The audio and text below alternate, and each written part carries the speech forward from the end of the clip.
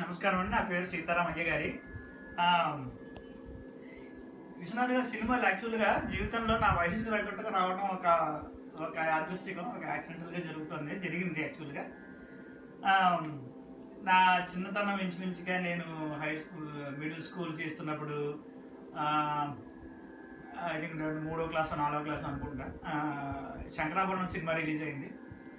అప్పుడు ఈ స్వచ్ఛంద సంస్థలన్నీ కూడా, ఇప్పుడు రోటరీ క్లబ్ అని, లయన్స్ క్లబ్ అని, ఇలా వరుసగా క్లబ్స్ అన్నీ కూడా ప్రత్యేకంగా శంకరాభరణంలో పాటల పోటీలు పెట్టడం, అందులో మా నాన్నగారు మా అక్కలు మాకు బాగా ఎంకరేజ్ చేయటం, అక్కడికి వెళ్ళడం, ఏదో ప్రైజులు తెచ్చుకోవటం, అలాగే నాకు తెలియకుండానే సంగీతం మీద, అప్పటికి సంగీతం తెలియదు ఎక్కువ, బట్ సంగీతం మీద ఇంట్రెస్ట్ రావటం, తర్వాత పెద్ద గురువుల దగ్గర, పెద్దటి సూర్యకుమార్ గారి దగ్గర కాకినాడలో విద్యాభ్యాసం దగ్గర సంగీతం బాగా చేయటం, తర్వాత ఏమైందంటే ఇంజనీరింగ్ ఆంధ్ర యూనివర్సిటీలో చేయటం. ఆ టైంకి ఇంచుమించుగా స్వయం కృషి సినిమా వచ్చింది. అప్పుడు చిరంజీవి గారు చాలా ఫేమస్, మంచి పెద్ద యాక్టరు.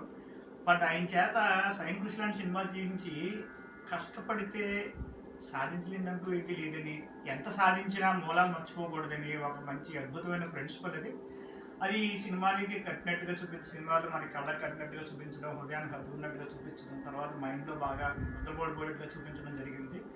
ఆ టైంలో అది ఆ సంకల్పం అలా వచ్చేసింది. తర్వాత అక్కడే మళ్ళా శృతి లేని సినిమాలు రావడం, ఇలాంటివి రావడం ఆ టైంలో జరిగింది. సో ఆ టైంలో మళ్ళీ యువటూరు విజయసాగర్ గారి దగ్గర మళ్ళీ విద్యాభ్యాసం మొదలుపెట్టిన సంగీతం. అఫ్కోర్స్ ఆయన మహానుభావుడు అనుకోండి.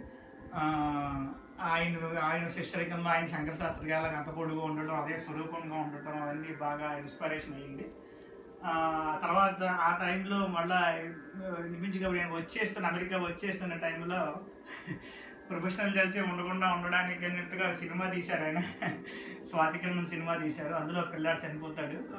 మమ్ముట్టి యాక్షన్, మమ్ముట్టి గారి దగ్గర.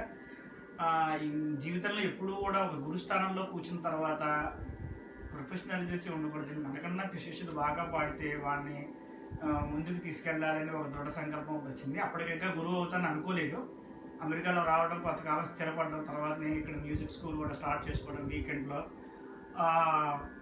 ఇక్కడ పిల్లలు చాలా బాగా పాడి ఒక 4-5 ఏళ్ళ తర్వాత వాడు అద్భుతంగా పాడుతుంటే, నా దగ్గర ఉంటే వాడికి డిలే అయిపోతుంది, విద్యను నేను అందించలేను, వాడికి కావాల్సిన వచ్చిన అనుకొని ఒక మంచి ఎవరో ఒకరు నాకు అడ్వైస్ చేసినట్టుగా భావించి వాళ్ళని నాకు తెలిసిన పెద్ద గురువుల దగ్గరికి వెళ్ళటం, వాళ్ళు వీళ్ళని పూర్తిగా ఆదరించడం, సంగీతంలో ఏ స్టెప్ వెనక్కి తిప్పేయకుండా అక్కడి నుంచి వాళ్ళని ముందుకు తీసుకెళ్ళడం జరిగింది. అది చాలా సంతోషకరమైన విషయం.